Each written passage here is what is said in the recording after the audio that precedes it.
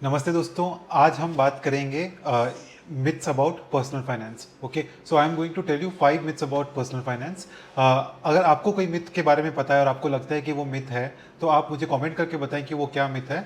और अभी देखते हैं कि मैं क्या क्या मिथ्स शेयर करने वाला हूँ आपके साथ। तो पहला जो मिथ है वो है इक्विटी में आपका उतना ही एक्सपोजर रहना चाहिए जितना आपका एज है। तो बेसिकली इसका फॉर्मूला है 100 minus your age should be your equity exposure. तो अगर आपका एज 30 ईयर्स ओल्ड हुए हैं आप, तो इस फॉर्मूला के हिसाब से 100 माइनस 30 मतलब 70% से ज़्यादा आपका इक्विटी में एक्सपोजर नहीं रहना चाहिए। ये मेरे हिसाब से बहुत ही घटिया थंब रूल है, to be very honest friends. क्योंकि आप देखिए, अगर आप ये थंब रूल फॉलो करेंगे तो इसका क्या मतलब है, आपका अगर एज 50 है तो 50 में आपको 50% इक्विटी एक्सपोजर मेंटेन करना है। और अगर सारे बड़े इन्वेस्टर्स ये थंब रूल फॉलो करते तो then nobody would have been rich today, right? So then how do you do it, right?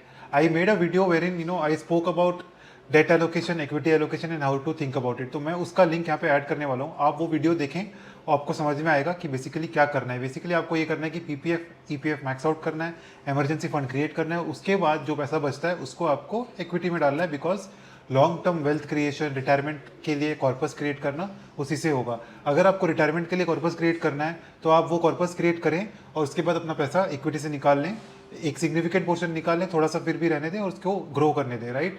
But आपको लॉन्ग टर्म वेल्थ क्रिएशन करना है, then your equity money has to be in equity for a very long time, right? तो ये thumb rule is the most stupid thumb rule that you should not follow friends. Second myth क्या है friends? Second myth ये है कि आपको बताया जाता है कि लाइफ इंश्योरेंस जो खरीदनी है, life insurance should be a multiple of your annual income. तो आपको बोलते हैं कि 15 to 20 times of your annual income का खरीदना है। But this also has a problem, right? इसमें बहुत सारी चीज़ें फैक्टर नहीं की जाती है, जैसे कि अगर आपके पास कोई होम लोन है या कोई पर्सनल लोन है तो उसको ऐड नहीं किया जाता है। अगर आपके पास 2 और मोर किड्स हैं तो उनका जो हायर एजुकेशन होगा, उनका ग्रेजुएशन और पोस्ट ग्रेजुएशन का कॉस्ट होगा, वो ऐड नहीं किया जाता है। आपके मंथली एक्सपेंसेस को कंसिडर नहीं किया जाता है, आपके लाइफस्टाइल को कंसिडर नहीं किया जाता है।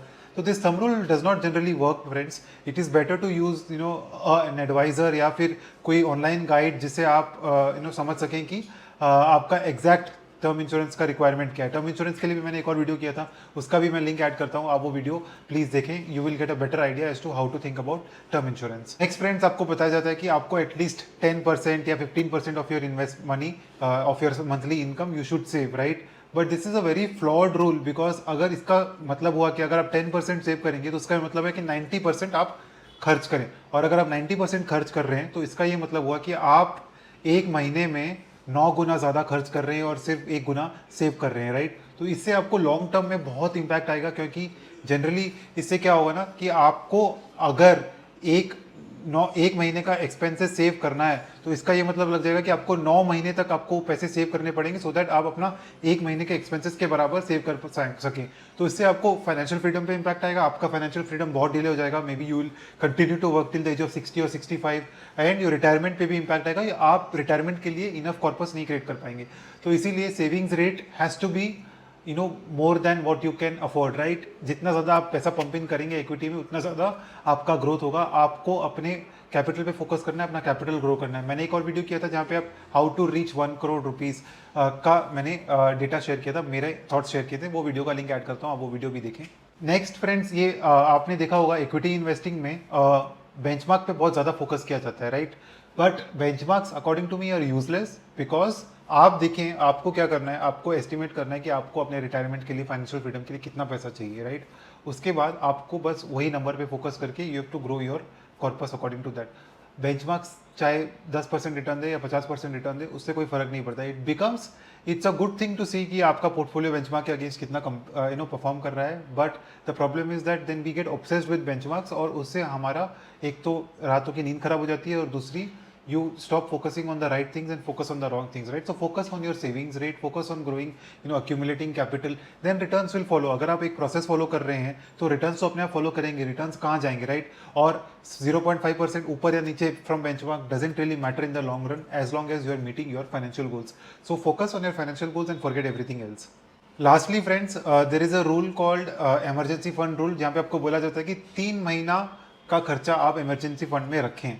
But this is a very flawed rule. If अगर जैसे फॉर एग्जांपल आपके फैमिली में if you have lots of dependents on you and आपका महीने का खर्चा ज़्यादा है और आप एक ही अर्निंग मेंबर हैं, So then what should you do? Should you have only 3 months worth of expenses or should you have more? Think about it. It is a very common thing that generally we follow thumb rules and end up being in a mess. But what if you were in a situation wherein you lost your job and then आपको 6 महीने या साल भर तक job नहीं मिलती है, तब आप क्या करेंगे? या तो आपको अपना घर बेचना पड़ेगा या फिर आपको अपने लॉन्ग टर्म इक्विटी इन्वेस्टमेंट्स में डिप करना पड़ेगा, right? Because you did not have adequate emergency fund. Secondly, what if you fail सिक, अगर आपकी तबीयत खराब हो जाती है और आप साल भर तक काम नहीं कर सकते हैं, तब आप क्या करेंगे? इसीलिए इमरजेंसी फंड आपको थंब रूल्स के हिसाब से नहीं रखना है, आपको इमरजेंसी फंड रखना है at least 12 to 24 months depending on the financial situation of your family, right?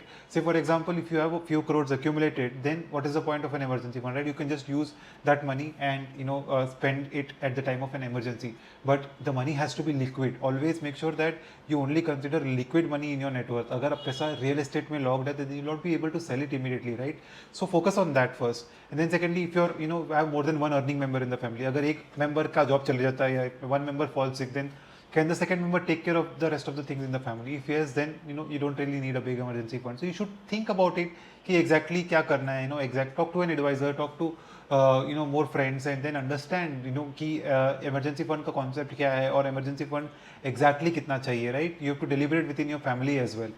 So these are the thoughts. ये सारे myths थे जो मेरे हिसाब से पर्सनल फाइनेंस में गलत हैं।